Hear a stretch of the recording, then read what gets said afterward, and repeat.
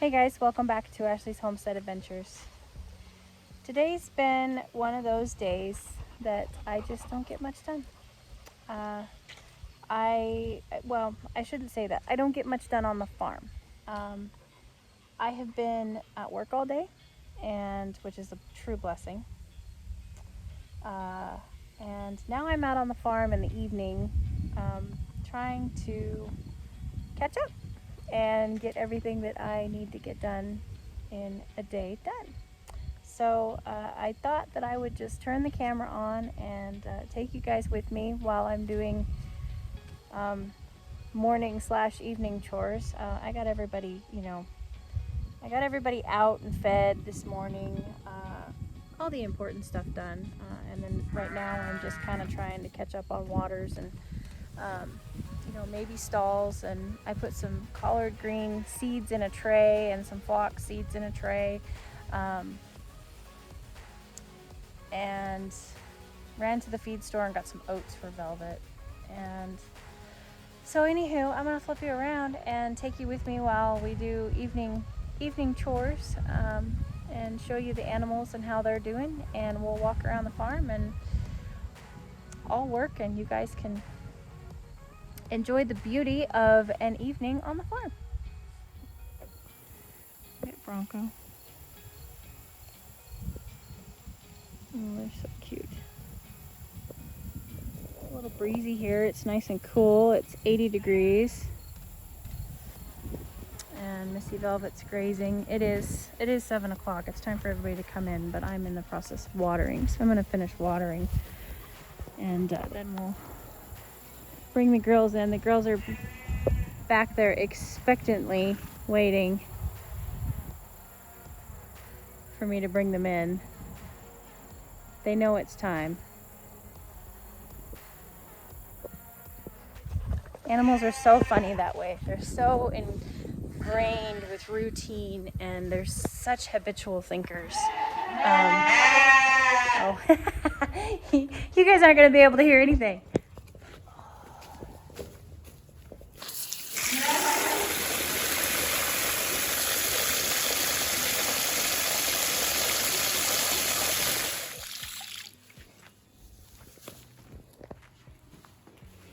Have a lot to say. I have an awful lot to say.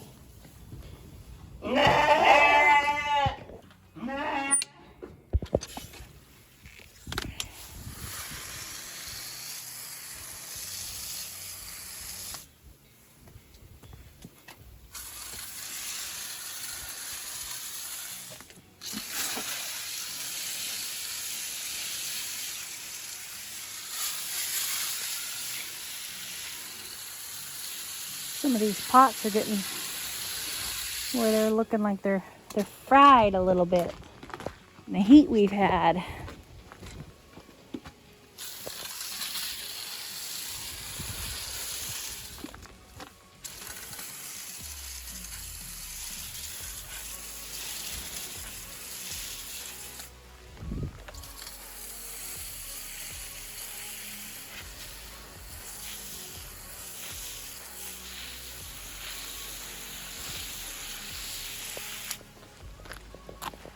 Dude, what's happening?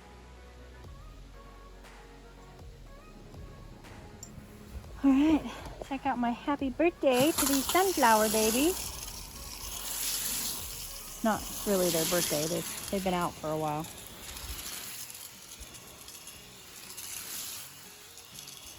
Interesting thing about hugelkultur that I didn't even think of, but look at what is happening to my beds.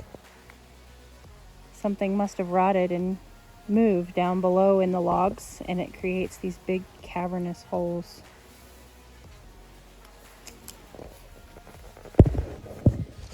Which isn't a big deal. It doesn't bother me at all. I just thought it was interesting. I came out here one morning and I went, oh my God, there's a big hole in my garden. And then it dawned on me. I went, oh yeah, that was probably a log that rotted and created a hole down below, and you know, gravity. Oh, I just watered myself. See, it's glorious. I have a there is a crack on the top of that thing. Watch it. See it? And so if I don't watch it, it comes back at me.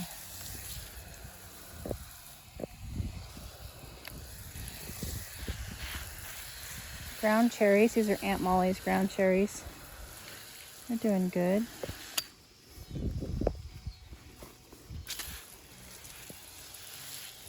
I water these every day because I've got sunflower babies all along here, but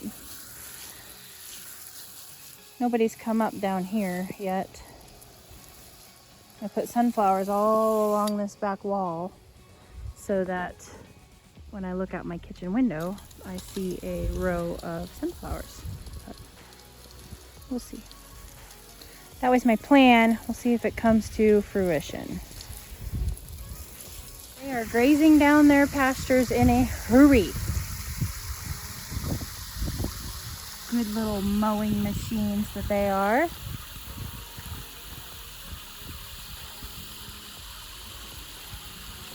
They will get another pasture in, if I had to guess,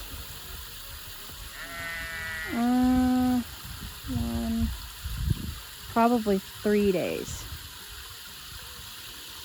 It'll probably take 3 days to move the sheep to where they'll kick Velvet out, and then Velvet kicks the calves out, and you know, it's an assembly line of sorts.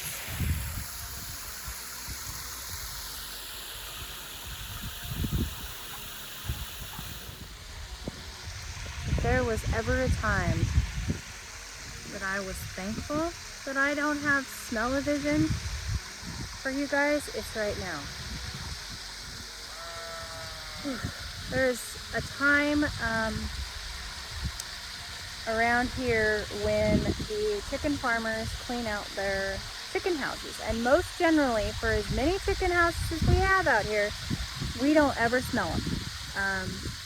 You know, the chicken farms, I thought that it was going to be, you know, awful with the smell. You never ever smell them. Drive them by, you don't smell them.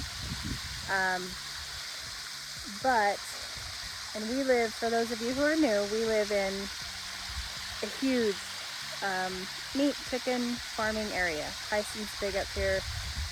There's a lot of chicken houses. I mean, there's probably, well, I would venture to guess, no, I'm not going to venture to guess. There's a lot of chicken houses up here. I mean, my barn is an old chicken house. But anyway, it is one of the primary fertilizers that the farmers here use on their hayfields. When the chicken farmers clean out their barns, they put the manure in these big spreading trucks with manure spreaders, and they go around the hayfields. Well, directly across, like right behind me, is just across the road right behind me is a hayfield. It's my neighbor's hayfield that actually comes over and cuts mine for me too. Super, super nice people. But he has been having chicken litter spread on his pastures, and oh, it stinks around here really bad. But it'll go away in a couple days, and his pasture will be beautiful for it. So not complaining at all, but I'm just really glad that you guys can't smell it, because you might quit following me if you could smell how bad my farm smells right now, and that's not even anything I can do about it. It's not from my chickens don't stink, but there's chicken farms out there that do stink when they clean them out. And of course, you know, my chicken coop stinks too when I clean it out on occasion if I let it go a long time. And meat chickens, if you've never raised meat chickens, let me just tell you, they are one of the most disgusting animals to raise. They consume a astronomical amount of food, and therefore they an astronomical amount of food. It is crazy how much those chickens poop. But they're only in those houses for like 6 weeks. And it's, I mean, I've raised them, so I know. I know what these, you know, these chicken farmers, they deep bed their chicken houses, but raising meat chickens is not a clean job. And it certainly doesn't smell like roses. So, I guess, to sum up that little tidbit of information, thank a farmer, because it's amazing what they go through to put food on your table. There are people from, you know, all different walks of life and different parts of the world, even on this channel, that eat any number of different ways. So, of course, do I encourage and try to inspire you to grow your own food? Absolutely. But can all of you have little, you know, micro farms like me? No. Do all of you want to? No. You might just watch this channel for entertainment. You might be perfectly happy with, you know, buying your food from a grocery store, which is where these meat chickens come from, or go to, rather. And so this platform is not a platform for, I try not to, how do I even say it? I try to keep this platform as somewhere where you can come, all walks of life, and we're not going to judge you for where or how you get your food. You might not even be a meat eater.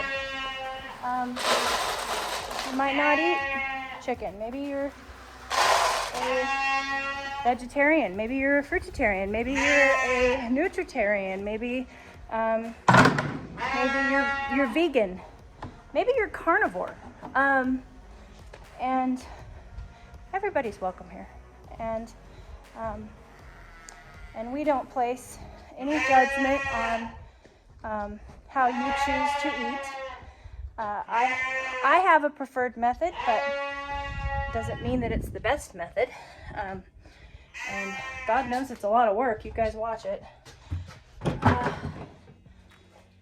So there's no, I choose to eat chicken from my own farm. I have my own beliefs and my own reasons for that. I do not like or want to eat what I call factory raised meat. I like to give my meat a name. I like for my meat to be loved, even my chickens. But I'm also capable of cutting their heads off and putting them in the freezer. So, you know, it's not a life that's for everybody. Speaking of meat, getting mauled by baby lambs. Oh, goodness. Whew.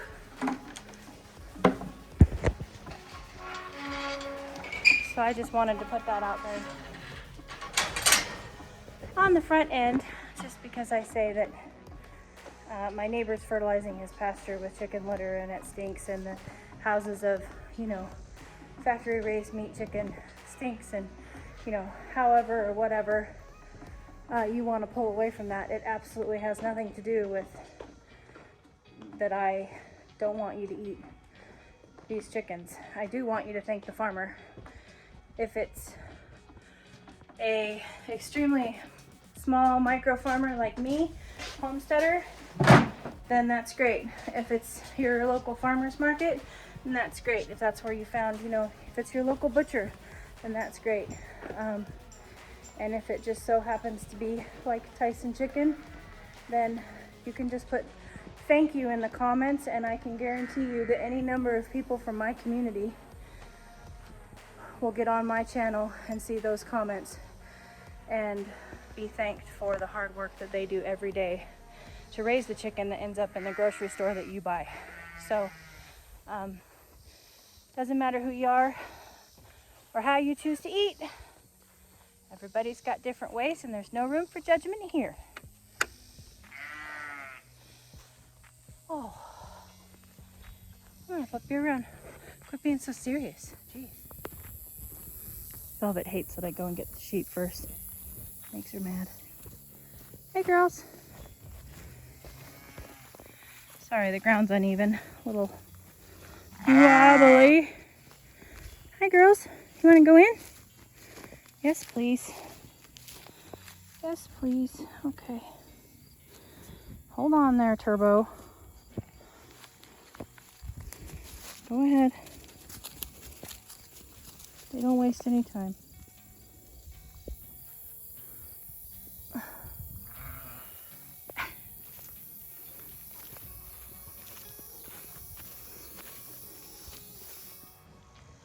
I do, however, think that it is very important, and I do like to do videos like this every once in a while that just kind of put the seed in your brain and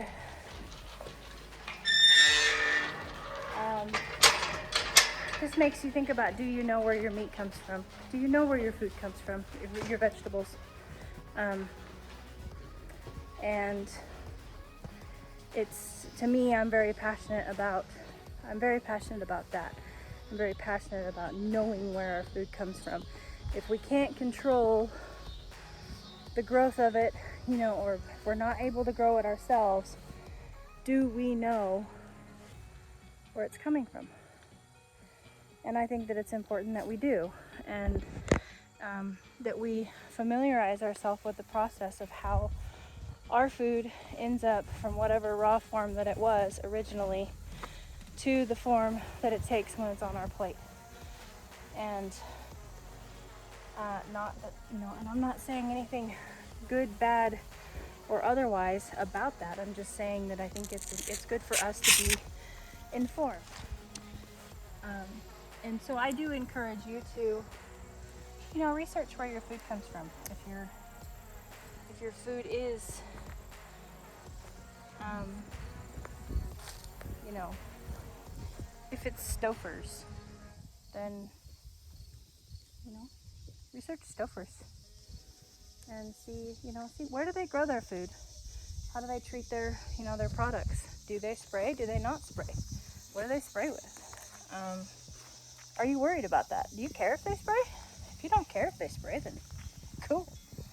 I do. I care what's sprayed around my property, let alone on it. But that's just me.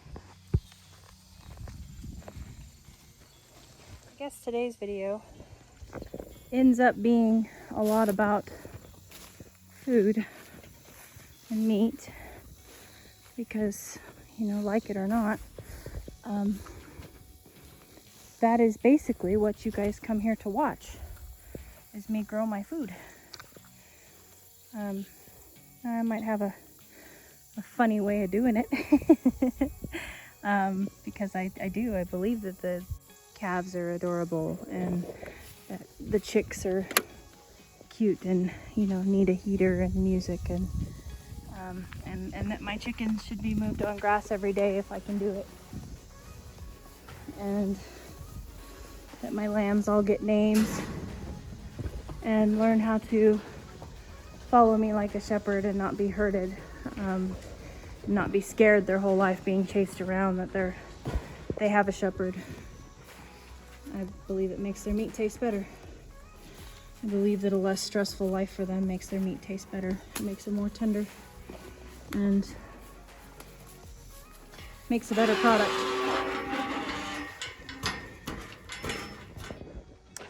Oh, our friend is back. We have this little dog that keeps visiting. I'll show him to you. Hey, little man, long time no see. We ain't seen you in like a week. He loves Missy Rescue. Oh, he thinks she's great. He's a little intact. Beagle, corgi-ish. And he lives around here. His daddy locks him up and he digs out. And he comes and he visits. So we know where he belongs and that he has a family that loves him. But he just likes to come and visit every once in a while. Hey, what you doing? Huh? Long time no see. Ooh, get him, Rescue. Oh, lady, I haven't seen you move like that in a long time. Guys, come on. Come on. Let's go outside. Come on. Everybody out. Come on, old lady. All right. Close the gate here. Ooh, get him. Do you have anything to show us in the rear? You got to turn around. I need to see the other side of you. Turn around.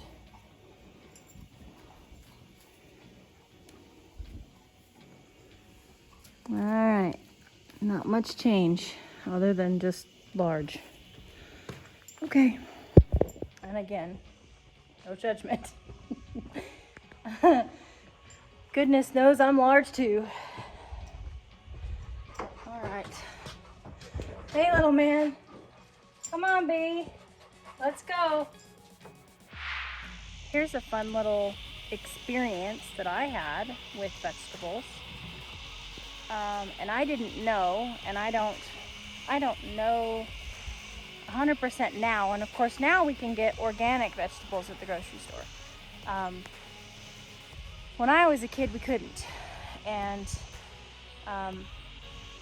I fed an entire lot. It was like 27 rabbits. Some leftover broccoli that I had in the fridge when I was a kid. I was like 10. That broccoli killed all 27 rabbits. Broccoli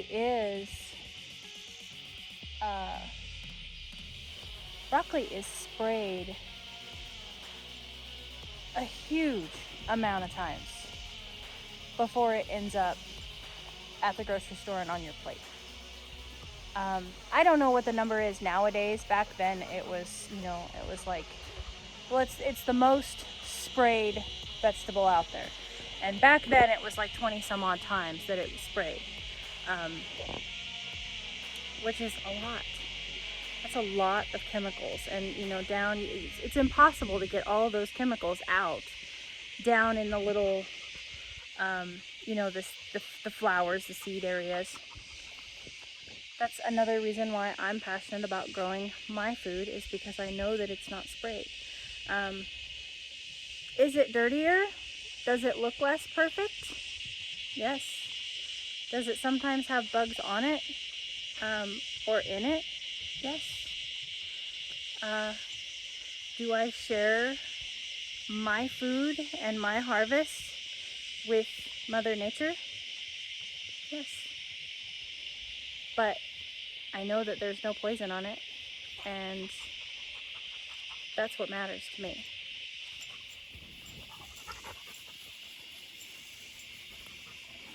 So this is what happens with okra when you go for 2 days. Look at that okra. Thing's huge. And I'm not supposed to do this, but I don't have my nippers on me.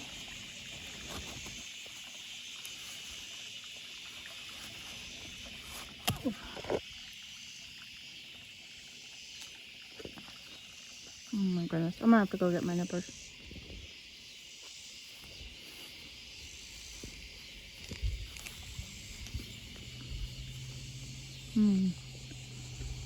Look at the size of this tomato, you guys. This is an Amish paste.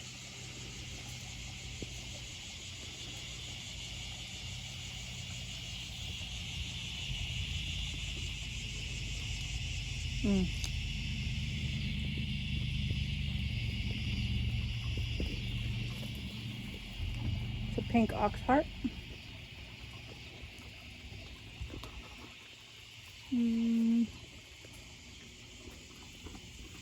No, that's also an Amish paste. Sorry.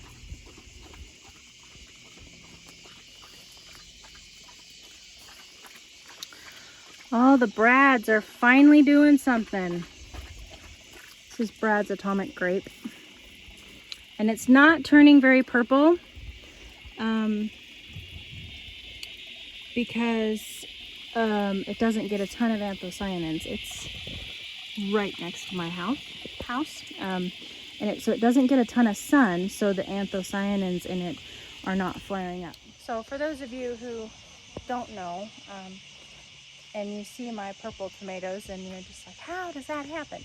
So purple tomatoes, purple peppers, anthocyanins are in plants, and anthocyanins are the purple color. It's what causes them to be purple.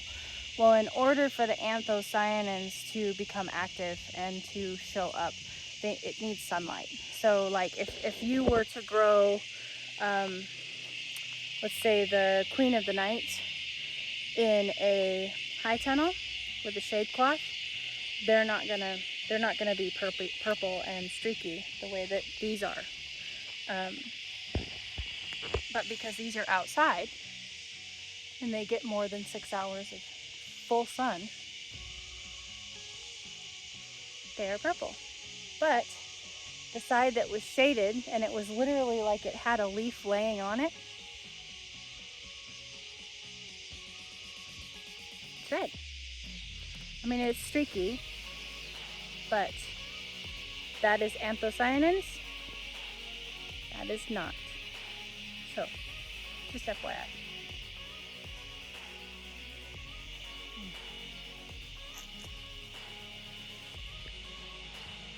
These tomatoes are so beautiful and so flavorful.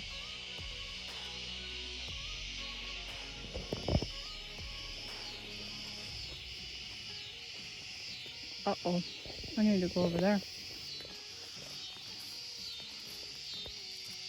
The tomatillos, however, are driving me a little nuts because I didn't stake them. I didn't know that they grow like this. Tomatillos are crazy. I'm always going to put them in tomato cages from here on out.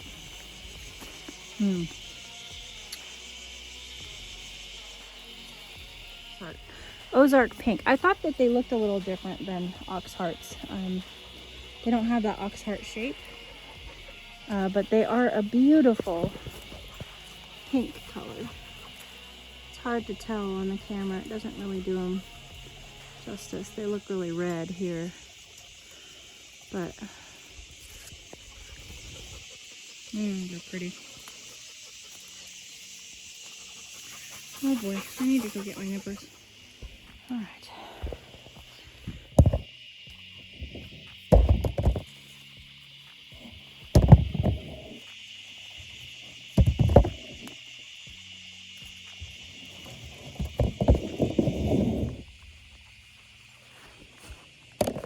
I have been taking photos of these things and they just started showing up, and this one just scared the holy heck out of me. Let's see if I can find her. Oh, there she is. I don't know if that's a male or a female. Check that thing out. That's probably a good 4 inches. There's a praying mantis. A Chinese praying mantis. They are not native here. They were brought over from China, and they're basically they're a giant praying mantis. Let's see, do I need to take this? Yes, I do.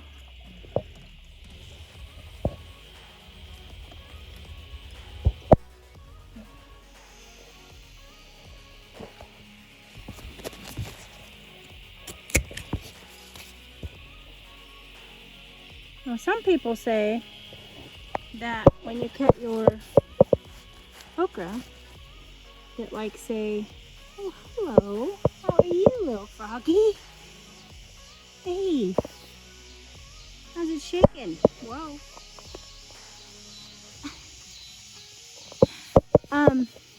Some people say that like when you take this okra, that you should take this arm off of your okra. But I just think that would take away from the ambiance of the okra. What do you think, little man? Okay, that's the important stuff. I just wanted to...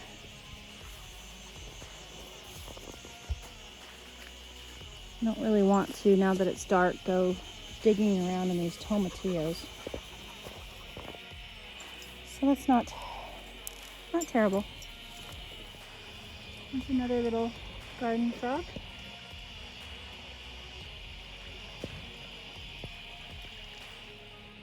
I have so many frogs and it brings me so much joy. But anyways, you guys, I appreciate you coming along with me for today's journey. I didn't mean for it to be a serious video. Honestly, I didn't know what the video was going to be about when I turned the camera on, but I am passionate about my food, and so there you have it. There is the way that I feel, and I hope that it inspired you to think about your food and know that no matter what choice you make, as long as you're making an educated decision about what your choice is, then I think it's awesome. I don't care if you're vegetarian, carnivore, or somebody like me that is an omnivore. I eat pretty much anything. Does not at all matter to me. What's in our hearts is the most important, and the way that we raise our food is just an important choice to me. So I hope you guys had a beautiful day, and I will catch you on the next one. Yours truly.